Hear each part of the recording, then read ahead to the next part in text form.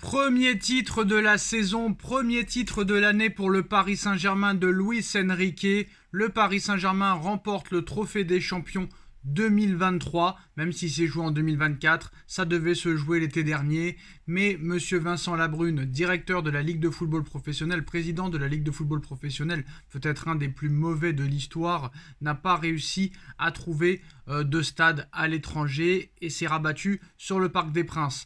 Alors, avant très clairement d'évoquer ce premier titre de la saison, on espère que ce ne sera pas le dernier, et surtout la victoire du Paris Saint-Germain ce soir. C'est vrai que c'est pas vraiment juste que ce match ne s'est pas joué en terrain neutre. Normalement, le trophée des champions, le vainqueur de la Coupe de France contre le vainqueur du championnat, doit se jouer sur terrain neutre. Après, même sur terrain neutre, je pense que le Paris Saint-Germain se serait imposé. Mais quoi qu'il en soit, la réalité est tout autre, et c'est vrai que ce match aurait dû se jouer à terrain neutre, à Lyon, à Bordeaux, je ne sais pas où. Mais c'est vrai qu'au Parc des Princes, le Paris Saint-Germain était largement avantagé, même si je pense que le PSG l'aurait emporté. Maintenant, on va parler de la victoire du Paris Saint-Germain ce soir. Alors, est-ce un match parfait? Est-ce la victoire parfaite? On va tenter de répondre à cette question. Déjà, l'entame de match a été complètement parfaite, avec ce but exceptionnel de Kang In Lee. Mais l'action, elle est exceptionnelle, remarquable, incroyable, à montrer dans toutes les écoles de football. Honnêtement, j'ai applaudi. Le premier but d'entrée à la 2e minute de jeu, honnêtement, j'ai applaudi. Là, j'ai vu une phase de jeu incroyable que je n'ai pas vue depuis peut-être l'époque Unai Emery. Franchement, ça a été assez exceptionnel. D'un côté, Kang In Lee qui repasse à Dembélé, qui remet à Kang In Lee une touche de balle.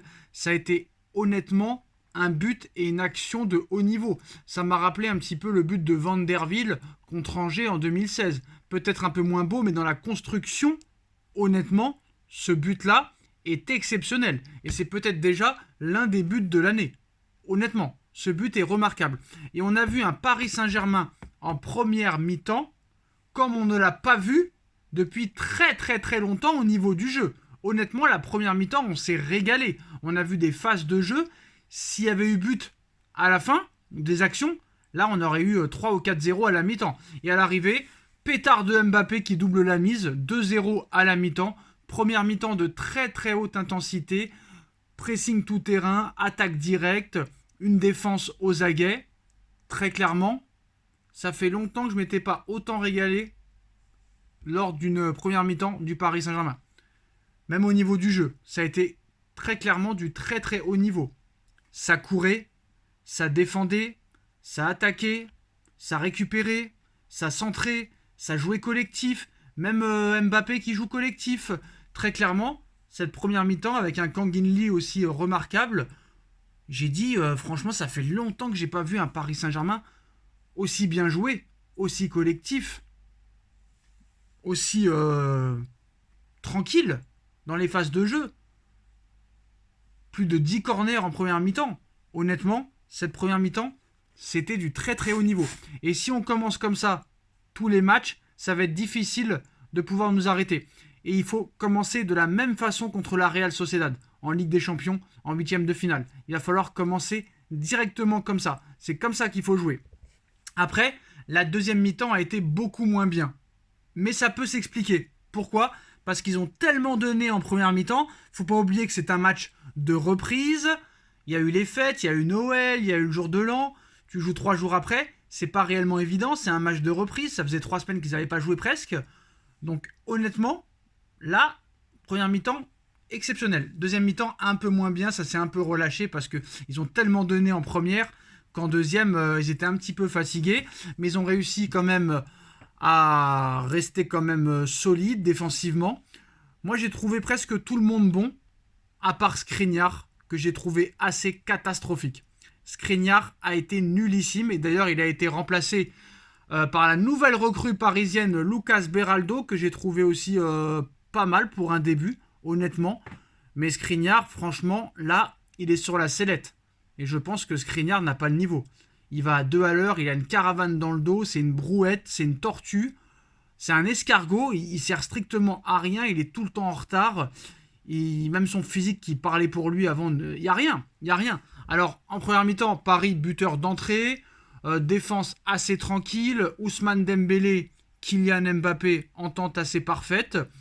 Le but de Mbappé exceptionnel. Le premier but de Kang In Lee, la construction et la phase de jeu remarquable. Voilà, on a vu un Paris Saint-Germain patron. On a vu un Didio Donnarumma propre dans les relances. On a vu un très très très très beau travail collectif. Une totale sérénité, excusez-moi, de la discipline. Honnêtement, j'ai trouvé ça pas mal en première mi-temps. Après la deuxième mi-temps, voilà. Mais ce soir, le TFC, c'était assez travail, c'était assez équipe Ligue 2, pas loin. Même s'ils ont eu quand même des occasions, je trouve que quand ils ont joué en contre-attaque, on s'est mis en difficulté. Et ça, va falloir faire attention. Parce que le PSG n'a pas l'habitude de jouer à 11 devant comme ça. On a eu plus de 75% de possession de balle. Donc il faut faire attention au contre. Voilà, parce que là, c'est Toulouse ce soir. Tu as de la chance qu'ils ont eu un peu des déchets sur les actions. Mais quand tu vas rencontrer du lourd, ça va être plus compliqué. Dembélé et Hakimi, j'ai pas mal aimé aussi. Vitinha, j'aime beaucoup au milieu de terrain. Il régule le jeu. Il est assez remarquable. Et Mbappé, j'ai bien aimé aussi. Très collectif. Il envoie son pétard. Il marque son but pour son premier match en 2024. Donc il va falloir compter encore une fois sur Kylian Mbappé. J'ai bien aimé aussi en première mi-temps surtout Bradley Barcola qui fait la passe décisive pour Kylian Mbappé sur le deuxième but. Dembélé aussi j'ai bien aimé. Passeur décisif aussi sur le but de Kang In Lee. Donc voilà, c'est un Paris Saint-Germain assez séduisant en première mi-temps, mais en deuxième mi-temps, c'est sûr que voilà, ça a géré. Mais le PSG, voilà, si tu vois de la première à la 90e minute, le Paris Saint-Germain mérite son trophée des champions, mérite sa victoire. Ils ont dominé le TFC.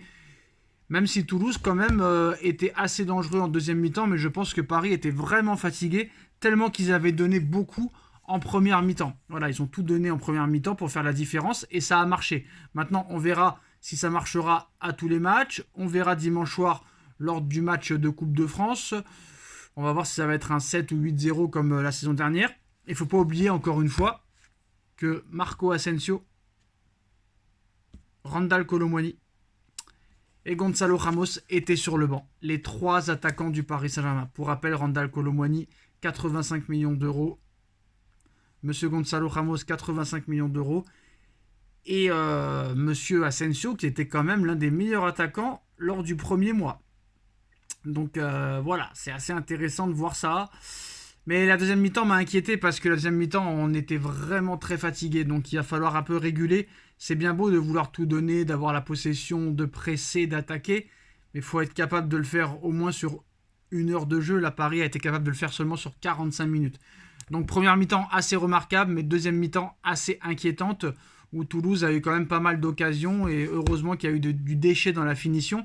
Parce que sinon, peut-être que Toulouse aurait pu revenir très clairement dans ce match. Mais en tout cas, le principal, c'est que le Paris Saint-Germain gagne ce match. Première mi-temps assez remarquable, deuxième mi-temps assez inquiétante. Il va falloir rectifier, il va falloir continuer à travailler. Mais le PSG remporte le premier titre de la saison. Le Paris Saint-Germain remporte le trophée des champions. Dites-moi en commentaire ce que vous en pensez. On like, on partage, on commente, on s'abonne. On se retrouve dans quelques minutes pour le débrief de Nono sur la chaîne Les Vidéos de Nono et Sacha. Tchuss.